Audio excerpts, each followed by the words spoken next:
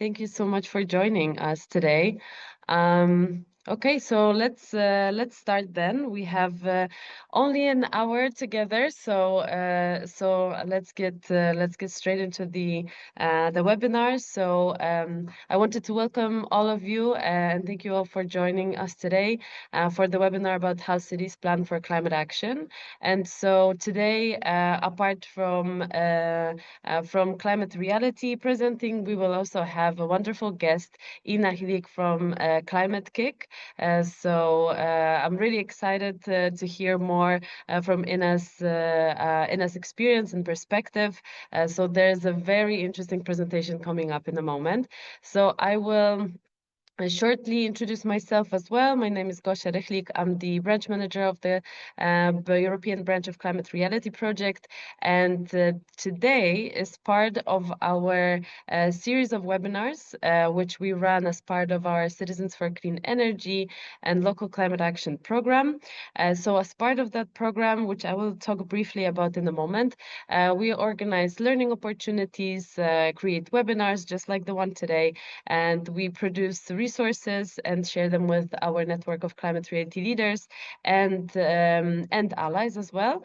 And part of that is also our recently launched Climate Hubs model. And all of that I will cover shortly in a moment. But before that, I wanted to quickly run through our day today. So first, we're going to hear from Ina about how cities plan for climate action. She has vast experience in transformation of cities, in supporting cities in making climate action plans, strategies, as well as experimenting and piloting solutions to the climate crisis. So this is going to be a very interesting presentation. So we'll start with that. And then I'm going to move to a presentation about how to take local climate action first through small steps, starting with observation. And here we're going to talk about our recently launched City Climate Action Assessment Guidebook. And at the end, we're going to have a short summary of possible next steps, so ways in which you can continue working with us and how you can again take your first steps with climate action on the local level. So actually, before we start, I wanted to let you know that we won't have specified time for questions, so please try to just add them into the chat so we can continuously check the chat and see if we can respond to some of those in the meantime. So just wanted to make sure that you know of that. And also, before Ina's presentation, I was hoping to ask you a few questions, and let me see if I can set those up. I think it's here. Yeah, so we're going to start with a very short poll with a question about carbon emissions coming from urban areas, and then what cities you come from, so we can see who's here. Maybe some of the cities that you mentioned will come up in Ina's presentation, for example, and we will hear some of the stories or plans of those cities. So the first question I wanted to ask is, what percentage of CO2 emissions are urban areas responsible for? This data comes from IPCC report, so Intergovernmental Panel on Climate Change next to the UN. So you have three options, as you can see, 48%, 70%, and 35%. And then I hope that I will be able to show what cities you come from, but that in a moment. So let's give ourselves just about a minute more to respond, and then we're going to share the results of the survey. Okay, it seems that the responses are not moving anymore that much. Oh, a little bit. So let's see. It seems that anyway, over 50% of you voted for, oh, now it's 50. Maybe it's going to change in a moment. But about half of you voted for the 70% option, which is correct. So congratulations. It is urban areas. that are responsible for 70% of global emissions, according to IPCC, which is a lot. And it's actually, of course, not all of those 70% are in the hands of local governments to decide on, but it is a more complex system that cities operate in, and partners that they collaborate with and systems that they depend on that they can influence. And so this is something that we're really curious to explore today with Inna as well. It's just to frame our discussion into how much of a potential is there when it comes to interacting with urban areas and leading to their decarbonization. And so this is the first question, and let me see if I can show you the results of the I think it's getting a bit more complicated for me to show you what cities you come from. Oh, okay. I don't know if you can see my screen right now with the results of the survey, or do you still see the first slide? Okay, so you can see that we have a lot of people from Berlin joining us today. So it's good to see you all. I see we have Amsterdam, Bristol, Glasgow, Luxembourg, Paris, Lyon, Gdańsk, Ankara. So really a lot of cities joining us today from across Europe and even across the world, apparently. So this is really exciting. As much as today we're going to focus on European cities, and it's still exciting to see that, of course, this opportunity is global. So I'm going to close the poll here and get back to the presentation. And I think that maybe, Inna, we can already go ahead and start your presentation. So I'm going to stop sharing my screen so you can do that. I think I will need to give you the co-host rights for you to do that. It's working, no worries. I think that's okay. Good. Perfect. Thank you so much. And yeah, my name is Inna Chilik. I'm part of an organization called Climate-KIC, and we do a lot of interesting work, mostly in Europe, but also across the globe. And I am here to talk about a few initiatives that we're guiding specifically with cities. And yeah, maybe I should also introduce myself in terms of the role. I am strategic learning lead and sense-making lead for NetZeroCities, which is a big project that we're working with in collaboration with the European Commission. So lots of insights to follow about the cities. But before we go there, I just wanted to introduce a little bit our organization and mention that we kind of started our journey about 15 years ago, supported by EIT, which is European Institute of Innovation and Technology, with kind of mission to focus on climate, specifically in terms of bridging the gap between researchers and businesses. So we had mostly worked in two pillars of education and entrepreneurship, supporting startups, clean green startups, and also building awareness around climate through different educational programs. However, some time ago across the journey, we realized that this is quite a siloed approach to work and really not enough to address such a wicked issue of our times, which is climate change.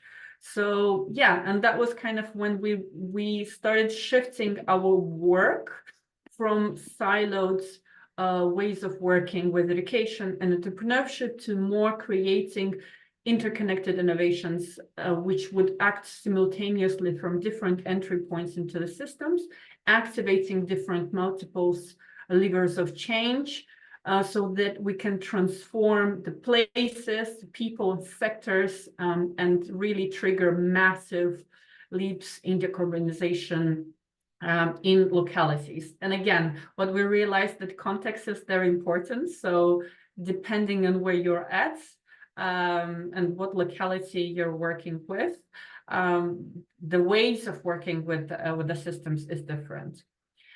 So we call this approach systems innovation, and this is really the shift from this kind of incremental project-focused siloed approach to more holistic portfolio model, where we look at different interventions from different perspectives. We also are really looking at interconnections between those projects. So it's not just about different single activities that are being done, but how the system and the ecosystem is learning from each other. So we are really focusing on building up knowledge and experience and working collaboratively together.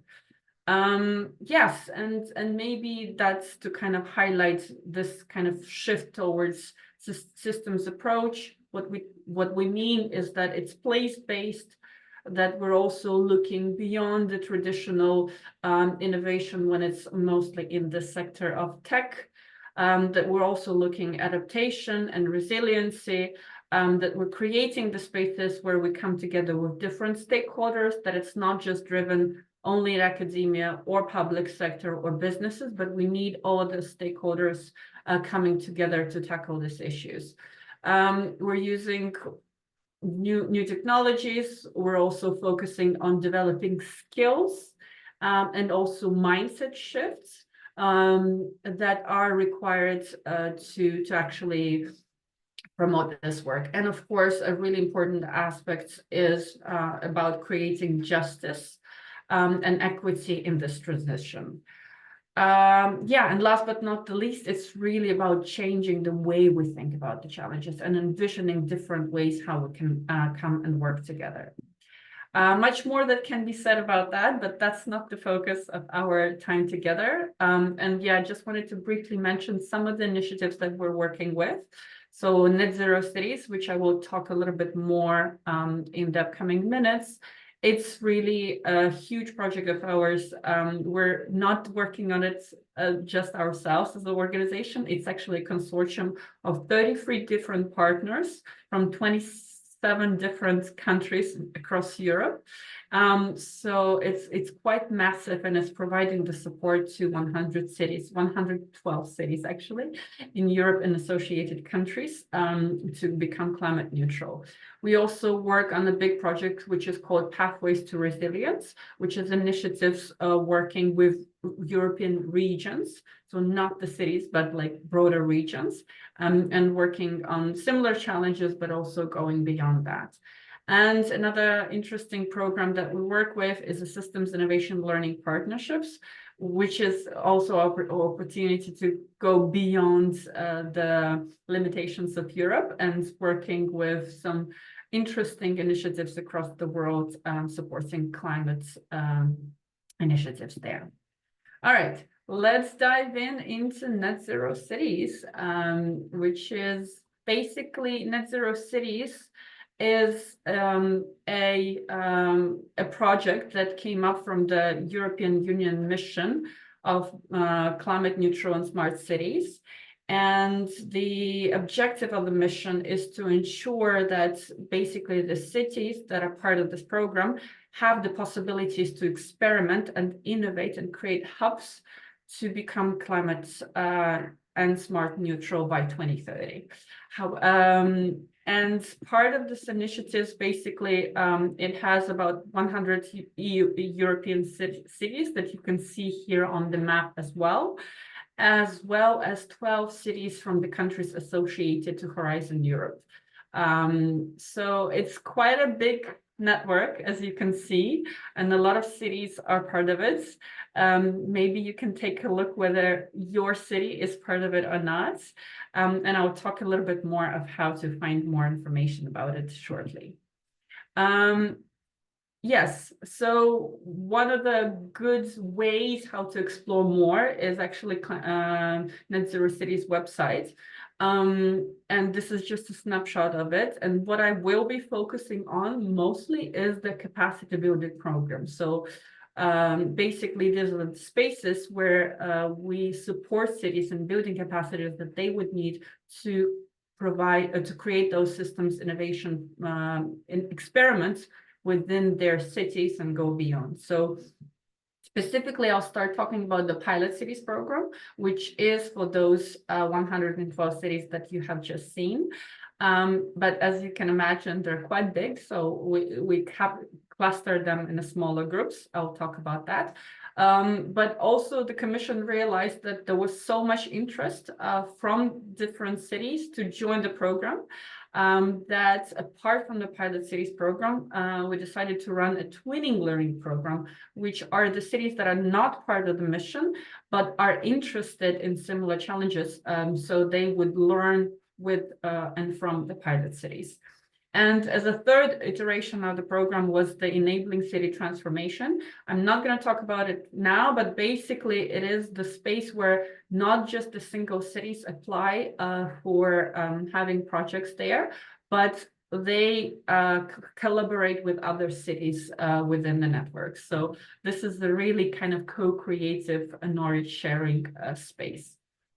Moving on, yes, talking about the Pilot Cities program. So as you can imagine, 112 cities is a big group of cities. So basically how we structured the program, we split the cities into 3 different cohorts, which started at different times, but go through a journey together, implementing their pilots and experiments at the same time, and also learning with each other. And each of these cohorts actually is looking at this kind of 2 areas in terms of their work. So what we're trying to implement is this holistic approach where we look at different emission domains. So basically the areas where the cities identify that they have the highest greenhouse gas emissions. So you can see here, we mostly work with energy systems, mobility and transport, waste and circular economy, green infrastructure and nature-based solutions, and built environment. But also, these are the domains of the CO2s, right? And in order to actually activate the change within them, what is needed is using the levers of change, which are more kind of areas or ways how to impact those emission domains. And as you can see, some of the ones that we're using, the cities are using, are technology and infrastructure, finance and funding, social innovation, democracy and participation, governance and policy, and learning and capabilities. So basically, each of the pilot cities, when they applied to be part of the program, had to identify what is the core experiment that they're going to work with, and what are the emission domains and levers of change they're going to use in order to tackle that issue. And again, even in each of the cohorts, as you have seen, we have more than, especially in cohort 1, we had almost 50 cities, so it was quite a big cohort. So we clustered them based on thematic areas, which is kind of a combination between emission domains and levers of change. So specifically for cohort 1, we had 6 different groups, which were focused on the areas that the cities are exploring. So for example, the group number 1 was talking about how to engage citizens more effectively, what are the different tools and methodologies that they can use. Another group was working with multi-actor collaboration, which means working with businesses and NGOs and civic society who have quite diverse agendas, and like how to create that space for collaboration. Another group was working on energy transition in the built environment, and specifically retrofitting of old buildings and what is required for that.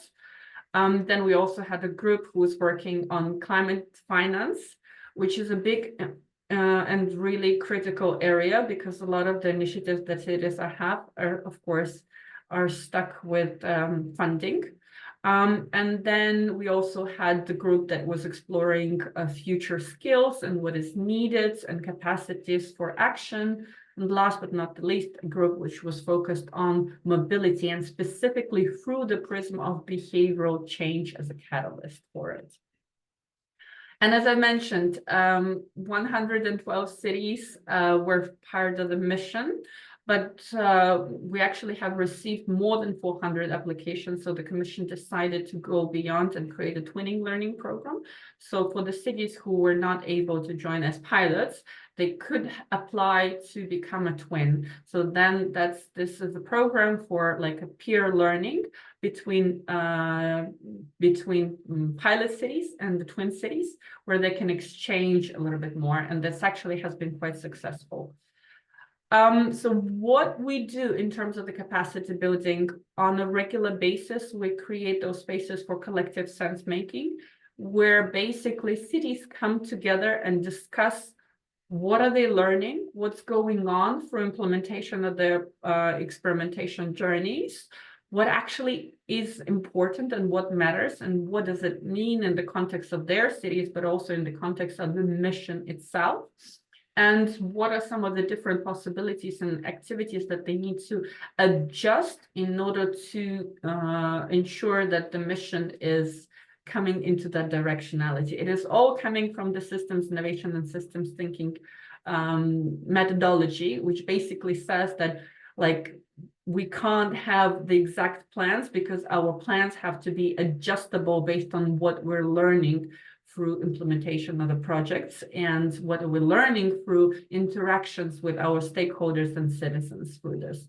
So this is a very iterative approach that we are implementing with the cities to ensure that we're learning as we go and that the program is not static, but it's evolving based on what the city is actually in need of.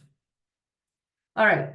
Moving on, another important aspect that I wanted to bring in is that the program, the NetZeroCities, kind of emerged and developed because what actually also happened is that the cities were invited to create climate cities contracts, which basically are their declarations of aspirations and what they want to do in order to achieve climate neutrality by 2030.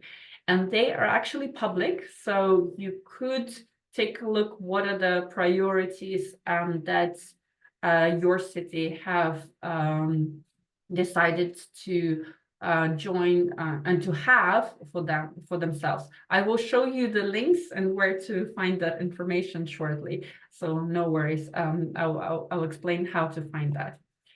Yeah, so that's more or less it. Maybe I stop sharing my slide deck and share with you just where to find the information if you're curious.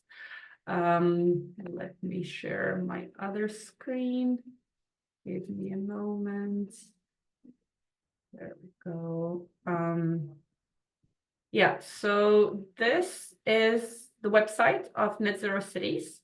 I can also put the link in the chat a little bit later, but basically it has all the information about the program and a lot of resources that you can find. And as I mentioned, in terms of capacity building program, if you want to look at pilot cities, as I said, there are 3 cohorts. So for example, you can go to cohort 1, which started in 2022. We actually finished the journey with cohort 1 in May, so the program is finished. But for some reason, it's not opening for me right now. Maybe my connection is a little low, but if you press this, basically oh, there we go.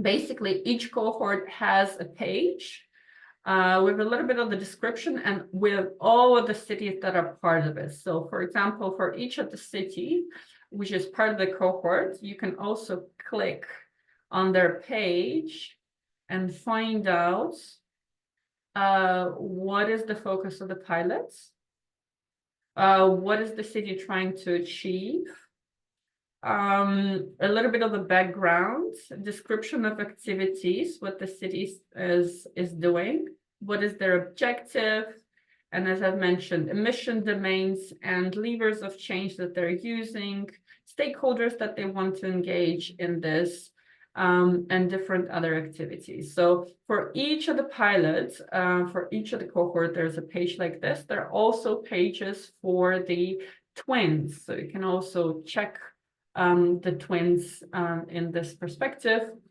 and see for different twins what are their activities and yeah, a little bit more information. So there's a lot to search, and so yeah, you can check out whether your city is part of that pilot or twin. Additionally, as I've mentioned with the Climate City contracts, if you go to their main page, it also gives you access to all of the submitted Climate Cities contracts. So you could go into the library and see publicly there is, as you see, 94 Climate City contracts that have been submitted. So you can see there what is the kind of climate city contract that your city have created, and you can go into more details and read through what are the priorities for your city, what are they trying to achieve. And yeah, maybe that can be a good inspiration for you to find out and to find out other initiatives within your city, how you can get engaged and connect with other climate action initiatives in your city. I'll stop talking. I see that there are some questions in the chat, but maybe, Gosha, you will help me out if there's anything specific. So I think that this was someone shared their initiative. So I don't see questions at the moment, but I actually have a question to you. So I was wondering, first of all, would you mind telling us a bit more about how the city identifies those key areas that they want to focus on, or where they want to pilot the solutions in, so that we can understand how they make their decisions? Because I can imagine that for us as residents of those cities, it might be interesting to see, what's their thinking process in a way, right? You did mention about the domains and the levers as well. Would you be able to speak a little bit more to that? How is that defined? That's a really good question. Unfortunately, I don't have the answer for it, but I can have an assumption, because basically when the program was launched, the intentionality was that the cities would find out what are the biggest areas of emissions that they have within their cities, and run a prototype or a pilot or an experiment that would support them tackling that specific area, right? So as you can imagine, for a lot of cities in continental Europe, there's a lot in relation to buildings or mobility or other areas. In some cities who are a little bit more advanced in their sustainability and climate areas, they're more thinking about how to engage with citizens, how to create this ownership, co-ownership of the issues, and bring everybody on board. So there are different ways how cities approach. It was up to them to decide what would be their main area of focus. But my assumptions would be that, yes, it would probably go from the biggest challenges that the cities are noticing that they are facing in their specific context. I hope that helps. Yeah, sure, thanks. And then just to follow up on that, so when looking into NetZeroCities initiative, what do you think would be the value that we as residents can get, or how could that help us take local climate action if we check the plans? And yeah, I'm curious about that too. Yeah, I think it's really important to be informed and know, for example, like if my city is focusing on mobility, that probably means that mobility is the biggest contributor to greenhouse gas emissions, right? So, and then it would inform me, okay, maybe what are other activities that are existing already when it comes to mobility that I can kind of research and connect maybe to local groups and create and accelerate the impact that the city from the municipality is already trying to achieve by kind of engaging with that specific area a little bit more, which doesn't mean that other areas are not important, but it also means that maybe that is the priority for a reason. So like it's more the invitation, get informed on what your city is working on, find out more and see how you can engage. And like, as I said, a lot of cities are eager and open to co-create with their citizens. Sometimes they don't have access to that, to the citizens. So like there are different ways how you could engage. I don't have the specific ways how you can do that, but I'm sure with a little bit of the curiosity and research, there are ways how you can find out for your city how to engage. Mm-hmm. But so the net zero plan, I mean, the city contract, right? The city climate contract would be a good place to start, right? Absolutely, yes. And does it differ from well, the strategies that cities sometimes develop? So how does that interplay with the strategy of the city or climate emergency declaration, for example? Are those the same, or is it a different initiative? I would say that they are interconnected for sure. The idea with Climate Cities contract is that it's kind of a public declaration from the city on, hey, this is the challenge that we're facing and this is how we're going to approach it. There's a lot of interesting information in them. So it's a great read for you. Take a look.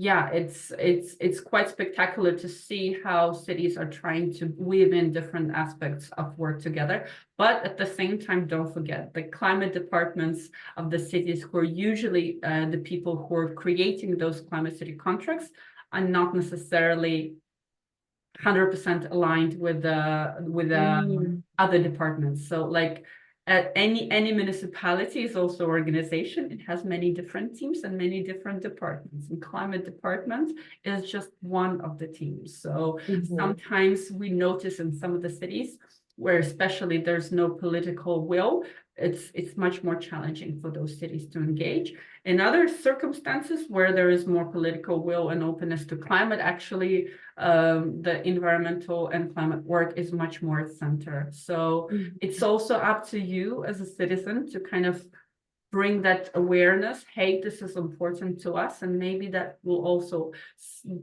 put some pressure on the politicians in the cities as well, that hey, this is important for us. Let's bring this into the heart of the work that we do, so that the climate and environmental plan is not just a separate plan, but it's integrated in the future development of the whole city. Yeah, we do actually talk about that in our city climate action assessment guidebook. So yeah, I really like when we see that our thinking is so similar, right? I mean, we really have to approach it systemically. And then yeah, right. So I'm just going to quickly check if there are any questions now. I think we can have like 1-2 minutes to for any questions that you might have, and then we will move to the presentation about what Climate Reality Europe specifically is doing on local climate action, and we'll talk about our City Climate Action Assessment Guidebook, which is the very first step to take in this pretty long journey, I would say, and an intense journey, but we want to take it step by step and see how citizens can contribute to it, right? Because it wouldn't be possible to do it just with the city itself, but it really has to do it together in a system, right? So I don't know if there are any questions. If not, then we can go into that presentation. I'm just checking if there are any hands up or any questions in the chat, but I see no questions. So let me move to, if anything comes to your mind in the meantime, feel free to drop your question in the chat. And I'm going to share my screen now, so bear with me. And here we go. Okay. Yes. All right. So thank you so much, Inna, for sharing how you approach capacity building and how you want to educate cities and put a bit of pressure on them to be more ambitious about climate action. So we did talk at the very beginning about about why local action is important, why addressing urban emissions is so important since they make such a big part of global emissions. So just to briefly talk about that before I go into how we address it as the branch. is that, as we also saw in Inna's presentation, when we were talking about the emissions domains, I could actually see exactly the same ones that we have covered in our work. So naturally, there are many areas where emissions come from in cities. These are the transport systems, these are the buildings, the energy use that we have. It's sometimes the local energy production, and it's the way we manage green spaces as well. So a lot of that is actually in the hands of a local government, and in the hands of us as residents who can influence the decision-making process. So it is an interesting area to focus on, since it's much closer, much more immediate to us than the national government, for example. So it does make sense to take that as our target to reduce emissions and see how these actions can be actually create this ripple effect, where one city can show that some projects or some emissions reduction can be done, and in that way inspire others to follow through.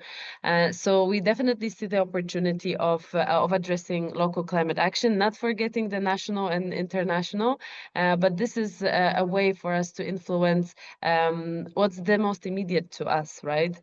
And so the way we do it as Climate Reality Europe is we are trying to build a system for that local action. So now you're participating in a webinar, which is one of the learning opportunities, which are webinars, workshops, blog posts, and media products that help us to convey messages about why climate action is important and how to do that. So today we just had the pleasure to listen to Inna from Climate-KIC, and we have another webinar coming up next week with Beyond Fossil Fuels Coalition. And we're in the process of developing a more comprehensive learning plan in which we will guide you through how to exactly do that, because it seems to be a lot. So we really want to put this elephant into pieces, the big elephant into pieces, and start small. And then build the engagement as we go and as we become even more involved and influential in the local decision-making process. So that's the learning opportunities. We have resources, and part of that is the City Climate Action Assessment Guidebook that I will briefly talk about in a moment. And other resources that can help you understand how cities operate, how to influence them, and how to do it in the most effective way, how to interact with the decision makers, with local representatives.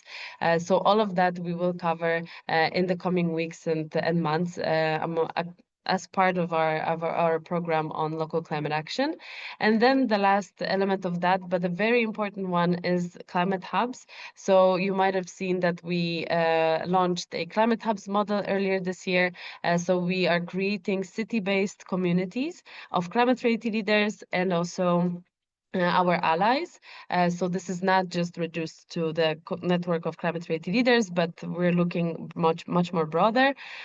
So these are city-based communities that can focus on local action or any other priorities that might see. But we definitely recommend focusing on local climate action and see how you can address that as a group. So this network of hubs, currently we have 19 of them across Europe, and we started only 6 months ago. So we definitely see that there's interest in that. There's a need to connect as communities and take action together. And this group or this network of hubs is supported by 4 regional organizers. Some of them are on the call. I saw Shuka. I think Lodovica is here as well. So our Northern Europe and Southern Europe regional organizers. So this network is supported in the ways that I mentioned already, and through regional organizers. So we really hope to help build communities that are local and that have the energy, the willingness to influence local decision making, and that their cities accelerate their climate action and decarbonize faster, hopefully as fast as the NetZeroCities. So this is our aim here. And part of that is the City Climate Action Guidebook, which I mentioned a couple of times already. So I just wanted to briefly introduce you to it. It's a free resource that is available from our website. And it's a very practical first step kind of tool.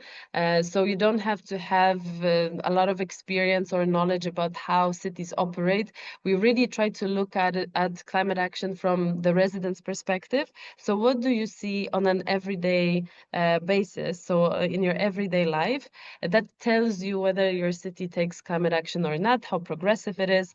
We also guide you through a more advanced steps, for example, how to review climate plans of a city. Are those only plans that seem to be on paper, or is there really some sort of structure and system for implementation of those plans?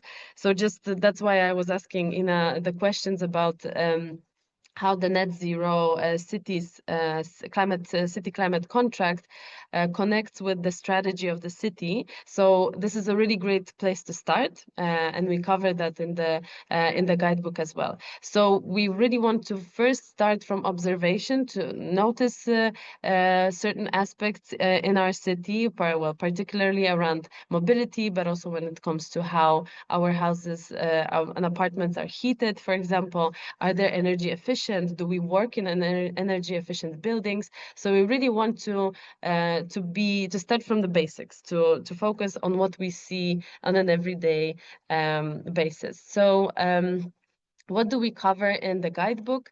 These are 7 areas of climate action, or I would say emission sources, actually. So this is the transport and mobility, of course. That's probably the easiest to see. The energy and buildings. Particularly when it comes to how efficient those buildings are when it comes to the energy they use. Another area is about nature, food, waste, and resilience. So this is a very broad but nature-oriented part of cities work that we also look at. Then we go into community engagement. We see whether residents, schools, and community groups or other actors and stakeholders of the city are actually involved in shaping climate action in collaboration with the city. And then we look into governance and finance. So whether behind the plans, there's actually enough of resources, proper finance, proper teams, so that there's actual accountability in that process, rather than just speaking about high targets, but not having the actual resources in place to make it happen. So these are the areas that we focus on. We also look into, at the very beginning, we look into the city climate commitments and the plans, which we also briefly talked about in Inna's presentation, and I mentioned them just now. So this is a good place to start if you have more time to read through. But the other areas, you can look at them and actually pay more attention to that, even when you go to work, even when you pick up your kids from school. So these are really the areas that are much easier to spot as a resident. And the last section focuses on taking action. So how can you start conversations, ask questions, and where, and encourage local climate action. We also talk about climate hubs in there. So we definitely encourage you to get interested in that, and I will share some useful links if you want to take those next steps. And going to next steps precisely.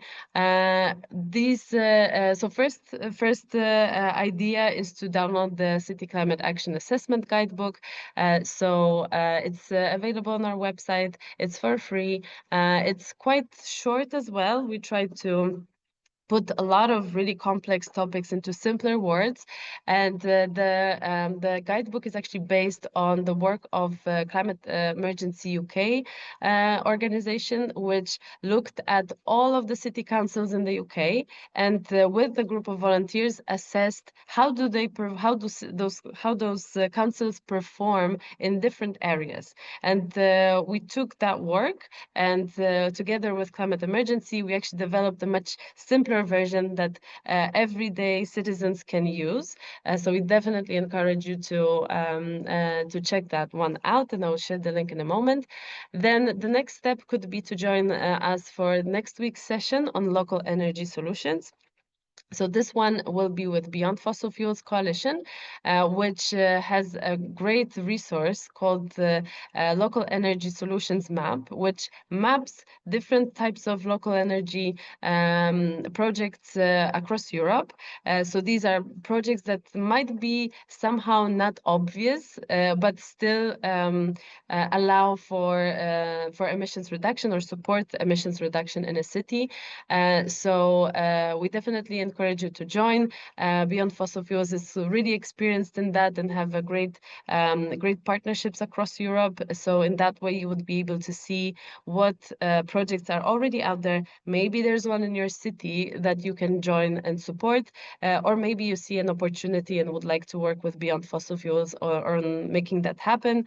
On top of that, Beyond Fossil Fuels has a much more in-depth resources, a bit more advanced, I would say, which talk about creating local energy communities, for example, so how we can actually share energy as residents.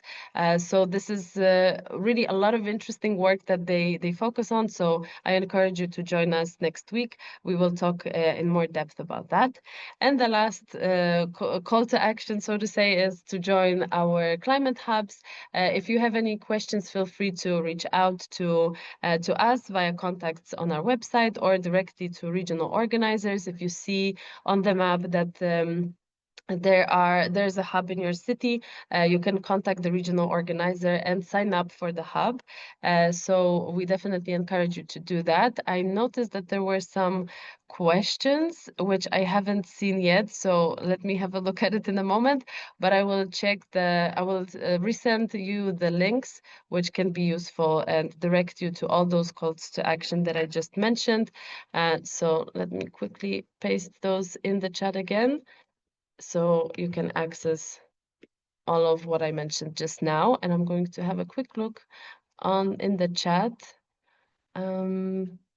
I don't know, Shuka, Lodovika, have you noticed anything in the chat that I should respond to? I'm just having a quick look. Yes, there is one question on the fossil fuel webinar. Mm-hmm. Philippa's asking how they could sign up for the fossil fuels webinar as well. Ah, yes. Yeah. So I just pasted the link in the chat. So these are 3 links that I just covered. So where you can download the City Climate Action Assessment guidebook, how you can sign up for the Beyond Fossil Fuels webinar, and then how can you learn more about hubs. And I also noticed that you already shared it in the chat as well. So thanks for that. And now, I'm not sure if you have any questions regarding the city climate action assessment guidebook itself, or maybe to the work that we do as Climate Reality Europe. And Inna has already had to leave us a bit earlier, so unfortunately we won't be able to answer any questions from her directly, or to her directly. But if you have any, I can convey them to Inna, and I will ask her to share the presentation with us after the webinar, and we will have a follow-up email with the recording of the session, the resources shared, and some of the recommendations on how to take local climate action and summaries of what we've covered today. So this is our plan for now. I'm not sure if you have any questions, but we're actually very much on time, surprisingly. But feel free to ask any questions or make any comments. But if that's all, then we can actually close the webinar a bit ahead, since we've covered all of it quite fast, surprisingly. So I see that Oh, I see some comments in the chat. Hillary, I'm very glad to see Climate Reality Project go beyond doing the presentation to mobilize climate action. Oh, yes, definitely. So maybe just to comment quickly on that, we definitely see the 10 to Truth in 10 as a presentation that is very valuable and a very valuable tool in our work. But among the last few years, we've noticed a shift that it's not enough to only present. We need to use the presentation, of course, use it as a tool, but to be more mindful about what we advocate for and how we take action, be it locally, be it nationally. But we don't want it to be just I would say the target on its own to deliver a presentation, but to really connect it to a certain ask or a certain influence that we want to have on either the company that we work for or the city that we live in. So yeah, I'm happy to hear that. I really appreciate that comment because yeah, this is exactly the direction that we want to go into. So start using presentations as tools rather than the goal in itself. And focus on how we can make change within our communities. All right, so if that's all, and I think it is, then we're going to close the webinar for now. I'm going to stop the recording. Let me see. Okay, it stopped. And okay, stopped sharing as well. So thank you all for joining us, and I hope to see some of you in next week's webinar. If you have any questions, suggestions, what could be useful, we have some plans as to how we can support you in learning how to reach to the representatives, local public administration. If you have any ideas on what you need, please feel free to reach out to us, and we're definitely going to have a look into it. We want to, take it step by step. And the next one, which seems quite natural, is to see how we can interact, how we can build relationships with local decision makers. So this is going to be the next one on the journey. But if you have any suggestions, feel free to reach out and suggest. We're happy to collaborate on that with you. So thank you all again, and hopefully see you soon, and have a lovely rest of your day. Bye-bye. Thank you. Thank you.